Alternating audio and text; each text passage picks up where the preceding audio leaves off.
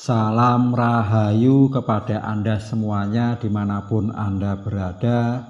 Semoga Anda semuanya selalu diberikan kesehatan lahir batin, serta diberikan kemudahan-kemudahan, serta kelancaran dari Gusti.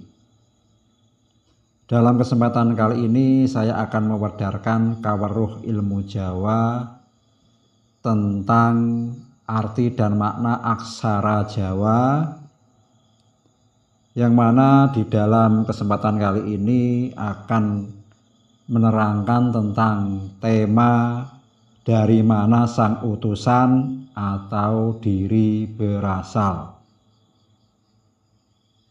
Hono Coroko, ada utusan.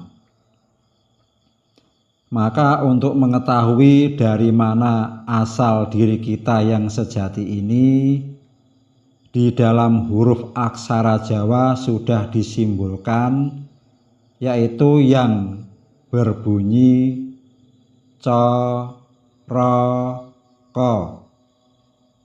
atau Cipto, Rasa, dan Karso. Maka untuk mengetahui rahasia dan jawabannya, perlu kita mengkaji dan merenungi dari huruf aksara Ho atau Hono. Ho disebut juga Hong atau yang maha hening atau sang maha ketiadaan, karena beliau tidak bisa disentuh dengan apapun. Tapi sang maha hening bisa mewujudkan segala sesuatu yang nampak oleh mata ini. Bisa kita lihat, kita sentuh, kita cium, kita dengar, kita rasakan di alam dunia ini. Ho atau Hong, darinya itulah diri sejati kita berasal. Itu sesuai dari petunjuk aksara Jawa. Hono Coroko, bila dijabarkan maka menjadi begini. Hono, sang maha hening itu ada. Lalu Co, mencipta atau menciptakan. Kemudian Ro, adanya rasa sejati. Maka semua itu bisa kita lihat di dalam diri, bahwa diri kita mempunyai cipto yang ditempatkan di akal, berada di otak, dan rasa sejati ditempatkan di kalbu, berada di hati.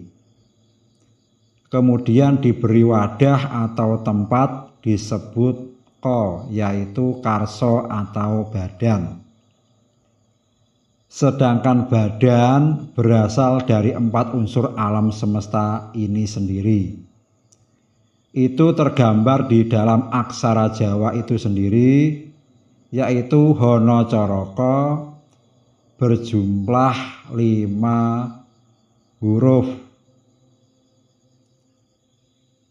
Itulah bagian diri manusia yang terdiri dari 5 unsur elemen, yaitu geni, angin, banyu, lemah, cahya, atau api, angin, air, dan cahaya. Maka untuk menerangkan ini nanti kita buatkan bab khusus agar lebih terperinci. Sang Ho atau sang maha hening ini dalam pergeseran kata dan penyebutan istilah, maka Ho zaman sekarang disebut istilah Tuhan. Berasal dari aksara Jawa Tohono, juga mengajarkan diri kita dari mana kita berasal, yaitu cipta, maksudnya toyo atau air.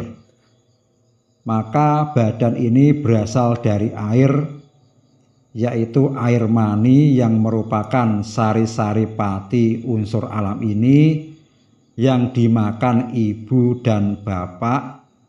Maka terjadilah proses perkawinan karena ketitipan adanya rasa cinta kasih. Ho maksudnya hong atau keheningan.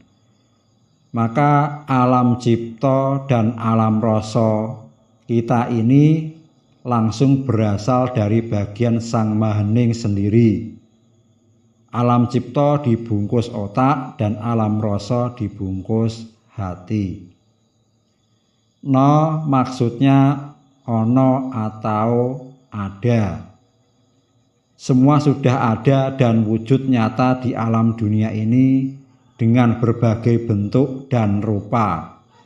Sebagai kaulo atau hamba yang menjalankan tugas dan fungsinya masing-masing guna saling melengkapi untuk menjalankan roda kehidupan. Kemudian penyebutan nama Tuhan di dalam ajaran Jawa berubah menjadi Gusti, yaitu guru sejati. Karena Tuhan sendirilah yang sebenarnya mengajarkan semua makhluk ciptaannya di dunia ini lewat coroko, cipta, rasa, dan karsa. Maka dari sini kita mulai mengerti dan memahami bahwa sebenarnya diri kita adalah utusan. Cuma untuk mencapai sebutan manusia sebagai utusan dibutuhkan proses kesadaran dan pemahaman. Tapi kenyataannya masih banyak orang-orang yang belum sadar dan paham, justru malah terjebak ke dalam akal pikirannya sendiri, terkekang akal pikirannya sendiri, terkotak-kotak oleh pikirannya sendiri, hanya sekedar mencari pembenaran diri atas nama agamanya, alirannya, pendapatnya, kelompoknya, kemudian terjebak lagi ke dalam sifat angkara murka, yaitu saling bertikai, menjatuhkan, membunuh, adu kuat. Maka tanpa sadar manusia menciptakan nerakanya sendiri yang nyata di alam dunia ini.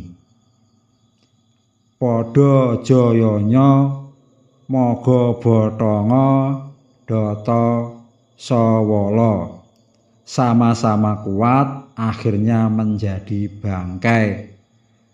Sudah ditetapkan. Ya begitulah manusia yang masih berputar-putar pada alam pikirannya akan terus membuat kerusakan.